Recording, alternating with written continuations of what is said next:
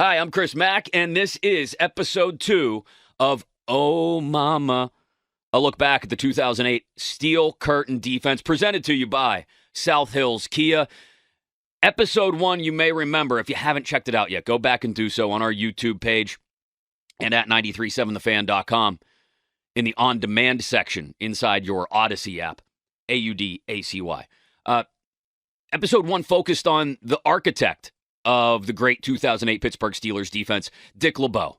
One of the architects, I guess we should say. And really, the architecture of Dick LeBeau, Hall of Famer.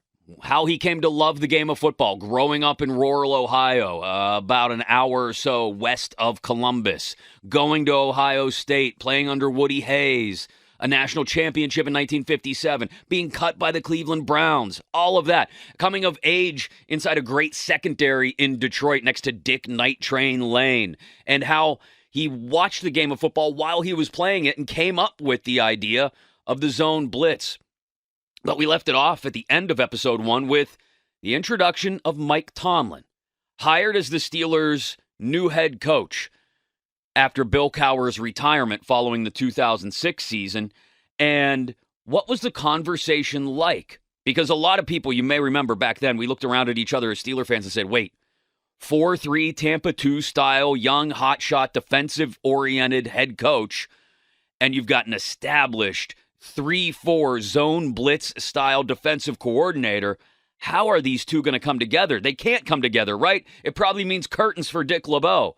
What was the conversation like after Mike Tomlin was hired, and how did Dick LeBeau and Mike Tomlin come together to start to build that 2008 defense? The phone rang, and it was Coach Tomlin, and he said, he just introduced himself to me. Of course, I knew he was my new boss, and he said he was not going to make any changes on defense. So he told me right away, which I've always appreciated, because it was, nobody's have to find a new job, and particularly the success that we'd had on defense there. We had some pretty daggone good defenses right there. Yeah. So you get done with Coach Tomlin's rookie season then, and you're heading into training camp in 2008. You've got the first year of ball under the belts of some of those guys I mentioned, Timmons, Woodley, Gay. Some of the other guys are coming of age. Bryant McFadden has got a couple years under his belt in the Super Bowl ring. You've brought in Ryan Clark now, and he's developing a chemistry with Troy on the back end. When you go into camp that summer of 2008, are you expect? What are the expectations, I guess? We always just worked to put the best defense on the field we could, and that was always the goal. I try to emphasize expectations less than goals. And goals, if you attain them, you're going to reach them. I'm not going to say we were perfectionists, because you can't be perfect, but if you strive to be exceptionally proficient, you're going to reach a very high of productivity, and that's what we were looking for. We were looking to be near the top in every category, and I always stress that. So I tried to find a basis through statistics of explaining to the players what was pretty good and what wasn't, and it's difficult to do in a sport that you got offense, defense, and special teams. You have to have all three facets operating to become championship, but I was particularly invested in the defense. So I developed these group of goals based off of past statistics and set goals, and that was how I coached. And we always went in with the expectations, if you will, if you need that word, of being near the top of the league, which that bunch, beginning really in 2005, I think we were number one, something like 6 out of 9 years or something like that, which is unheard of, I think. They just kept doing it. We always just kept everybody focused on the next game, where we were doing well, where we needed to get better, and tried to have measuring sticks that we could apply to them, that applied to them directly. So all those guys that you mentioned, I think Ryan Clark was probably, even though he was one of the very few free agent additions to that roster, Mm-hmm. the way that he bonded with Troy and kind of turned Troy loose on the NFL, which was certainly a bane to the other teams.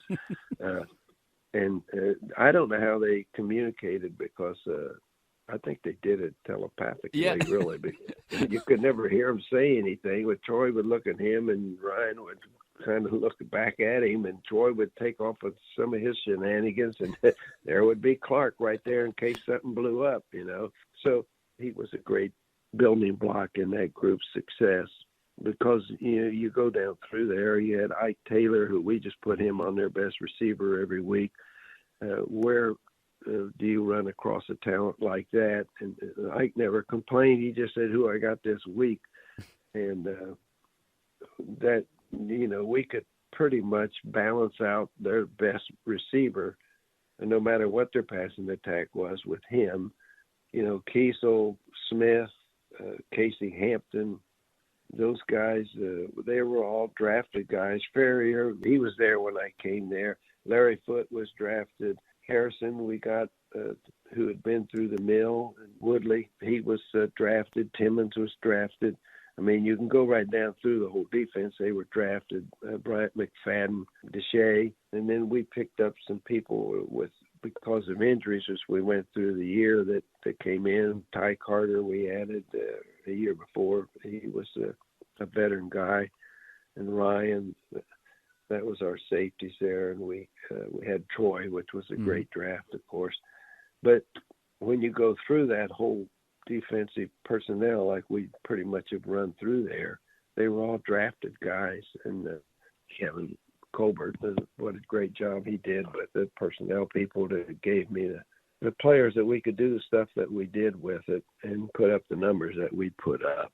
So do you think that kind of leads itself into what becomes, and every guy I talked to about this defense that was involved with it talks about the family mentality that really developed around it, from the group text chain that still exists among all these guys all the way back to when they first came together to, the little moments here and there. Like, for example, where does the recitation of "'Twas the Night Before Christmas" come from? Well, actually, I started that in Cincinnati. Okay.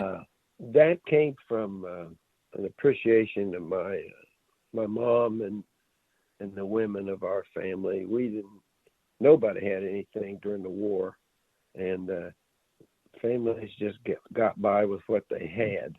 We were all fairly poor, but we didn't realize it because everybody was in the same boat. Everything went to the war effort. Things were rationed. But except at Christmas time, somehow those my grandmother and my three aunts and my mom, they made Christmas. You would think we were the Rockefellers, man.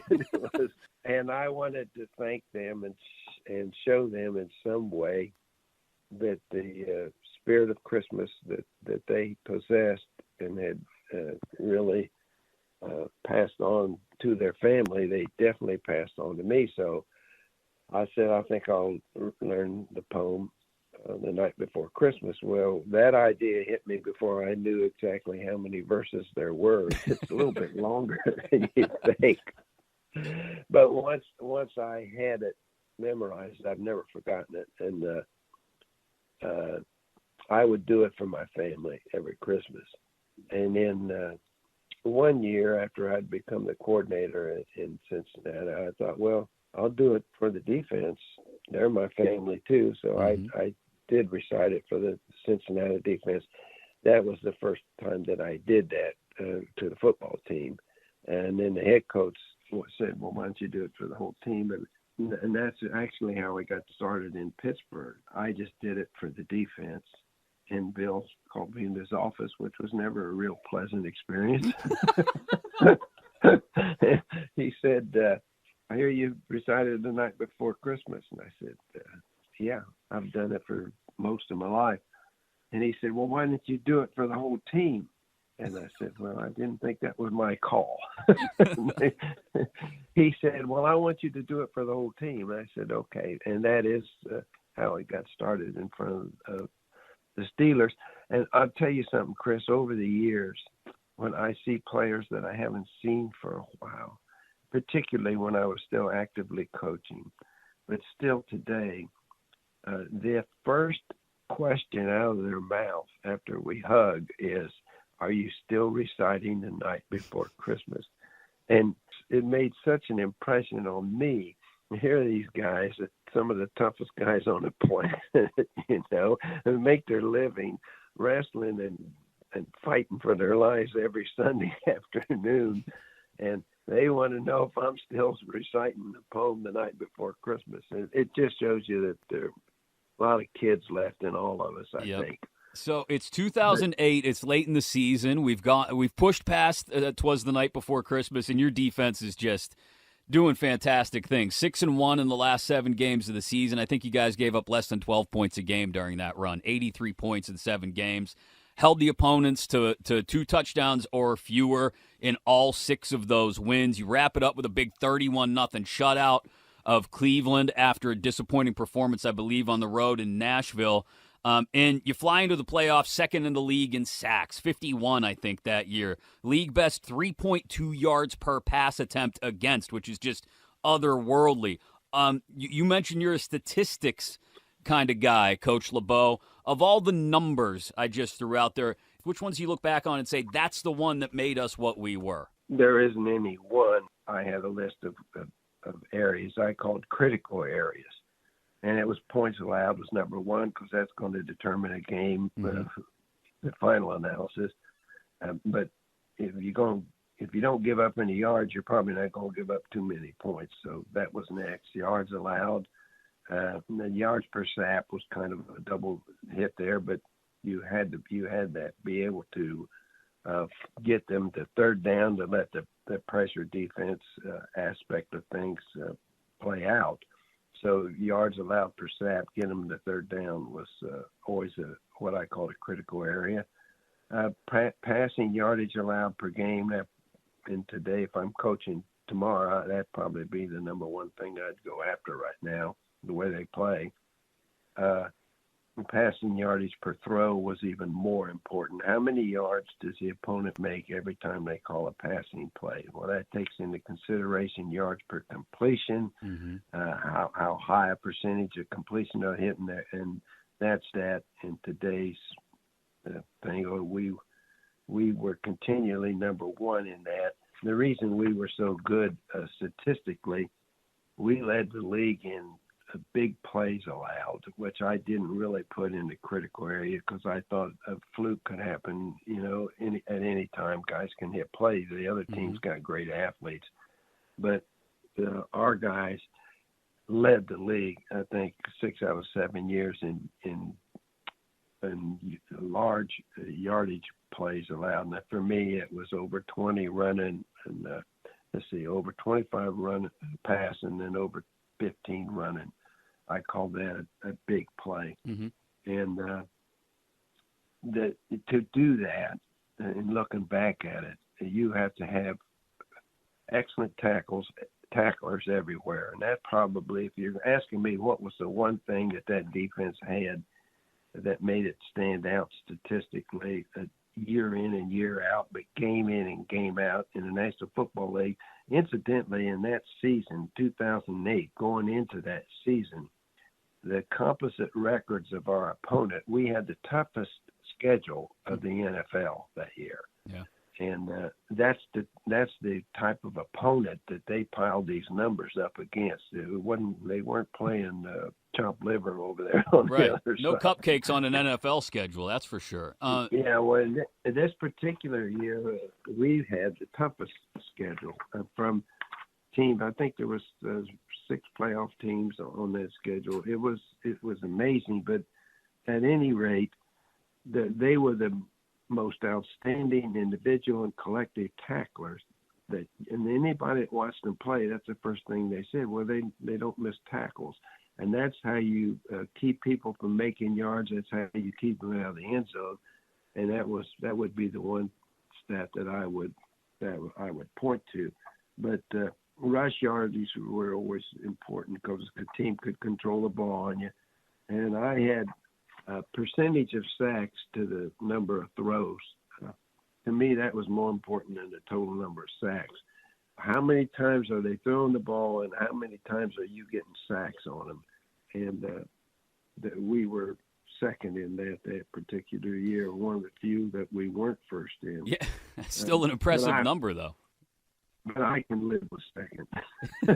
Well, you go into the playoffs first in the division. You're division champs, right? And you take care of the Chargers in the first playoff game, and then there's this epic meeting between the Steelers and Ravens in the AFC Championship game that I think is probably the peak of AFC North football. If somebody drops down from another planet 150, 200 years from now, Coach LeBeau, and they say, show me what football was all about around 2008, I would show them that game. It is prototypical AFC North football.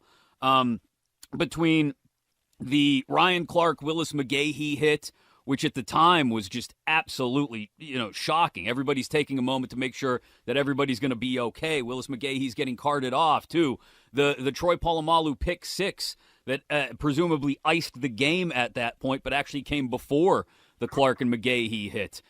Just that entire game, what do you remember about just every single play sounded like, it had to sound like from the sidelines, a car crash. The amount of speed and contact that was happening in that game. That was a typical Pittsburgh Steelers, Baltimore Raven football game of that era. My old conference in the NFL was Detroit and Chicago and Green Bay and Minnesota, and it was called the Black and Blue division.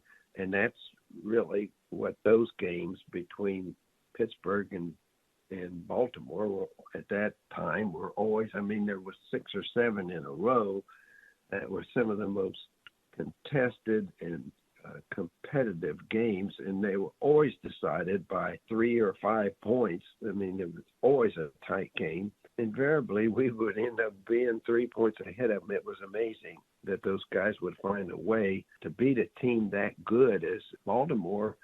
Their defense was statistically not that far behind where we were, and it was always a great game. But Troy's play was the one that cemented that game. I remember we took an early lead and was really controlling the game, and we were playing great football. And then, like great teams do, Baltimore just kind of flipped it around there and started moving the ball on us and scored. When they scored there in that second half, they had pulled up to where a field goal would really put us in trouble. Yeah. And Heap, their tight end, was having a great day. Yeah. And I told the guys, I said, look, when they're going to throw the ball to Heap on the next critical passing situation, and I'm going to give you a man coverage, and Troy, I want you on the Heap, and I want you to get us the hell off the field because it was critical that we stop them. And it was just wasn't enough time if we got behind them. And so the first time they got to that situation, I called the defense, and they came out of the huddle, and Heap was in the backfield with their running back, and they were in max protection because I guess they figured I'd like to blitz a little bit. I don't know where they got that idea. Yeah. How'd they ever come up with that? But they were going to protect Flacco, and they had max protection. And I said, what the hell? I said, I got Troy on Heap, and Heap's not even going to come out. I'm wasting one of the best defenders in football is going to stand there and look at Heap in the backfield. So they snapped the ball, and Heap didn't come out. He checked for a blitzer, and Troy, he always studied everything, and he knew right away that Heap wasn't coming out. And he went to Flacco's eyes, who was going to the slot on the slant, and he broke on that ball and picked that damn thing off and ran it back 45 yards and ran us right into the Super Bowl. But that's the play I remember from that game. There's also the moment right before that happens, which is now Steeler fans enjoy it as much as any actual play during the game. And that's that moment where you mentioned you guys are up by 2. It's 16-14. There's 9.5 minutes left. Actually, a couple minutes go by. It might be a little less than 7 on the clock. and the Ravens get the ball back, and all of a sudden the scoreboard fires up. It's that moment where it goes, "Oh, mama, I'm in fear for my life," and the whole crowd, the crowd goes. What does Renegade fire up a defensive coordinator the same way it fires up the players? Without a doubt, I would be in a situation exactly like that, but we had had that many times because we played fairly close games, as you know. Mm-hmm. And I'd be walking on the sideline there, and I'd be thinking, Coach, what are you going to say to these guys? This is a very critical possession coming up here. We got to get the hell off the field. And here come that Renegade cranking up, and then I'd look up, and then terrible towels would start swirling around, and I'd say, "Save your breath, Coach. Ain't nobody going to do nothing against these guys." And for the most part, that was true. Let's go to Super Bowl 43 now, and you guys are playing a fantastic game against a really talented offense. I mean, Larry Fitz, Anquan Bolden, Steve Breston had 1,000 yards that year. Edgerrin James was towards the tail end of his career, but still productive, a Hall of Fame quarterback in Kurt Warner. And it's late in the first half. You know exactly what play I'm going to bring up. You call the play in, you see the ball snapped, and you see James Harrison not do what he's supposed to do. For a split second, do you get ready? Do you prepare yourself to yell at him? And then do you immediately take a step back and watch that interception return unfold and think, thank God James made the decision that he did? No, it wasn't anything like that, really, Chris. Warner was the guy that made that whole operation go. You know, it wasn't his first Super Bowl. He was a magician. He was a great passer. And Fitzgerald, he's as good as anyone that ever stepped out there. That was a great offensive team. You're right. We had really controlled them the first half, and we had one big play. They ran a double route over there, and I think they got about a 30-yard touchdown out of it. And we had played good defense up the rest of the time. And I think they got the ball at around midfield there with about 2 minutes, a little over 2 minutes to go in that first half. That team with that offense with favorable field position you had your hands full. So I was thinking, well, if we can get them out of here without a touchdown, we're going to go into the half no less than even, you know. So they hit a couple plays and moved it down there. And I was watching the clock in a timeout situation, and we were getting them pretty close to where they were going to have to throw it. And they didn't. They used their last timeout, and I think the ball was at about the 2 or 3 yard line. Yeah, and I'm thinking, well, if we can hold here, they got to kick the field goal and go in at half, I think. So I called a max blitz. This time, Baltimore would have been right this time. I said, well, if we go down, I'm going down shooting my gun. So I had a catch and sink coming.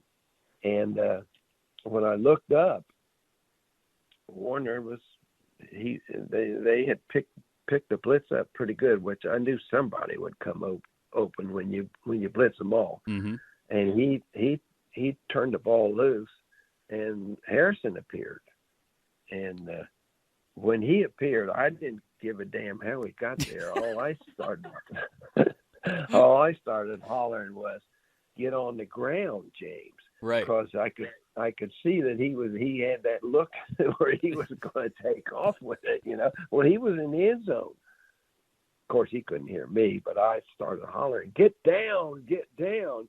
Well, here he came out, and our guys, we do a drill, an interception drill, where they all got to go over and get a block and get in front. And it was just something we did every day in practice. And here they came, all of them, all 11 of them flying over there, 10 of them. One of them had the ball, James. And on that particular play, Chris, 9 of the 10 got blocks on that play. Well, by the time they got close to me, I was in the coaching box around the 30-yard line there. He had some running room, so I started hollering, "Run, James, run!" And that's still the best football play I've ever seen in my life, that particular play. And I used that play. If we had a couple games that we weren't really cooking on defense, or if we were coming up to a big game that we had to play well in, I'd get that damn play out because everybody just flowed to that ball, and Harrison's run was just it's unbelievable. And the last couple blocks way down the field, because James, the train that jumped on his back, man, he kept going. And it was a hot day, Chris. If he wouldn't have been one of the most conditioned guys on the squad, there's not a linebacker, there are very few that could run that 105 yards, but that's where it was from where he started. But the way he zigzagged, he ran 150 yards on that play. And he just barely got in the end zone, and he just laid there for a while. I thought, well, I think being 10 ahead is a hell of a lot better than being even. Yeah. So I said to James, I said, what was the deal there, bud? And he said, well, Coach, you're always telling us to think on the field. And I knew they were out of timeouts, and I knew that you were going to call the max blitz. And I figured that if I drew my guy so that he couldn't double team anybody, then I could just watch Warner because he'd see everything coming too, and he was going to throw it. And he said, I was just thinking like you always told us. And I said, good work, James. That's amazing. So it's late in the game now, and Larry Fitzgerald scores a big touchdown. You're down 23-20 with 2:47 left. What's the feeling on the sidelines? You talk about, in some instances, you just let the scoreboard do its work. You know, the magic happens at Heinz Field in particular, if that's where you're at. But what do you say to the guys when you're on the field in the middle of a Super Bowl and you're watching the offense walk out onto the field now? I'll never forget my thoughts. They had hit the big play to Fitzgerald up the middle. Mm-hmm. And that was that and the double route in the second quarter, I think, or the first half. That was basically their two plays. Yeah. And I'm saying, man, we played a good game, and we're going to go down as losing this goddamn game in the fourth quarter, with the getting gashed up the middle. And I don't know about the rest of the guys, but I was sick. Yeah.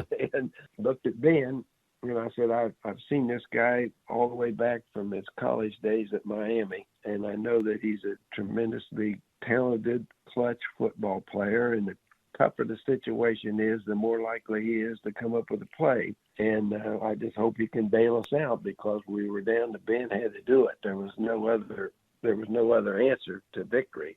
That Ben had to do it. So we got that daggum holding penalty, I think, and we were way back, and it was second and long, and then he hit Centennial Holmes on a hook, and Holmes got out and went for about 45 or something like that, and that was the play that when we got that second 18 or something like that we were facing. Yeah. I thought, ooh, this don't look too good, But you never give up hope because you've been through so many games, there's always a chance until the clock runs out. But that pass, that's my second favorite football play of all time. That pass in the corner that Santonio caught. It was like me hollering at Harrison to stay in the end zone. Ben set up to throw that ball, and I looked in the end zone. There was nothing but Cardinal jerseys. Yeah. That I couldn't even see Holmes. And I thought, Ben, don't throw that. I mean, I'd seen Ben's passing mannerisms. I knew when he would get ready to let it go, And I said, Ben, don't throw that. They don't throw that ball, man. There's nobody over there but Cardinals. And he threw it, and my heart sunk. And then Centennial made that catch. I mean, I've looked at that film several times. He's way up in the air. It was a huge jump, athletic jump. And he barely got his fingers on that ball, and it was humming, man. It's the only way Ben would ever got it through all those Cardinals. And I don't know how he caught that ball. It's one of the greatest receptions I've ever seen. And he came down, Chris, and his feet were literally an inch and a half, maybe, in bounds. And how that all happened, sometimes you get the feeling that some things are just meant to be. And we won it. Ben won it for us. We had to go out and hold them one more time. Right. And that was when Woodley got the sack, yes, and Kiesel got the recovery. Did you know Santonio got his toes down as soon as the play happened? Absolutely not. I was just praying like every other Steeler fan was. When you look back on that game, that postseason, including the Ravens game, that year as a whole, 12-4, and all the numbers I laid out earlier, that group of guys, when you look back on it now, what sticks out to you the most, and how often do you still talk to some of those guys? Talk to them every chance we get. They get together.